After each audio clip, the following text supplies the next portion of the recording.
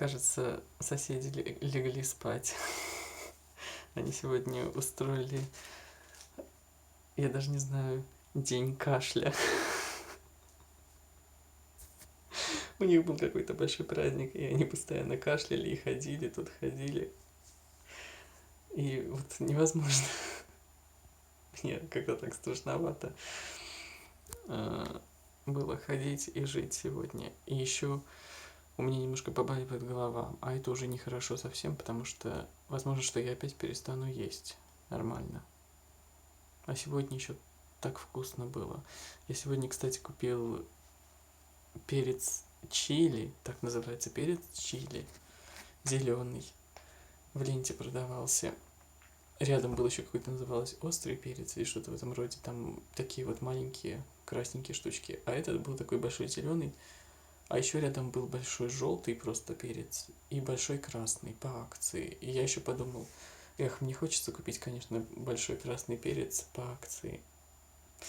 Но я купил этот чили, и потом оказалось, что этот чили это наполовину болгарский перец, наполовину острый. Потому что я его сначала ел, он был вообще не острый. Вот с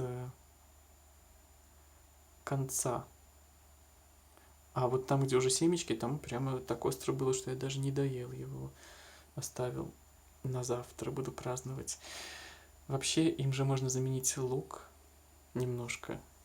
Я подумал, что завтра попробуем заменить лук. Единственное, что у меня, наверное, не все студенты придут.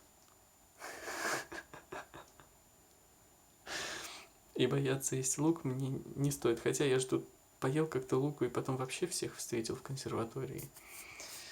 Еще и по делам зашел кое-куда. Сегодня я окончательно убедился, что мне не нравится предложение Райффайзенбанка и ленты, потому что от него нельзя избавиться.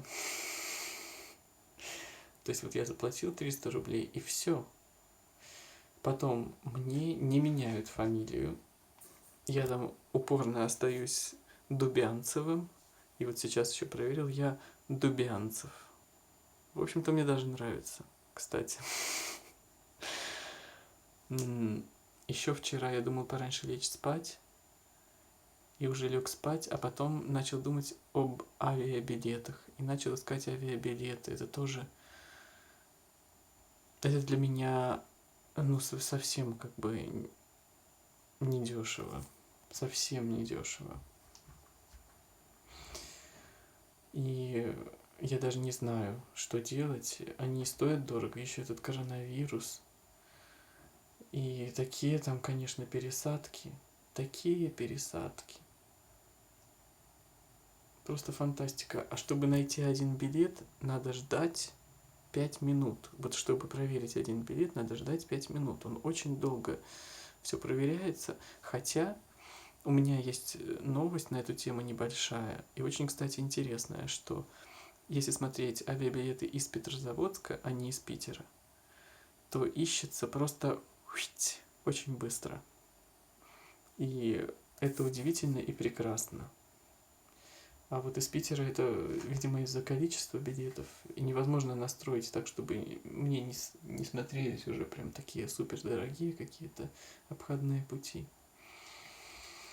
Ой, посмотрел сегодня мультик. Вообще, мне так понравился, но он совсем не детский.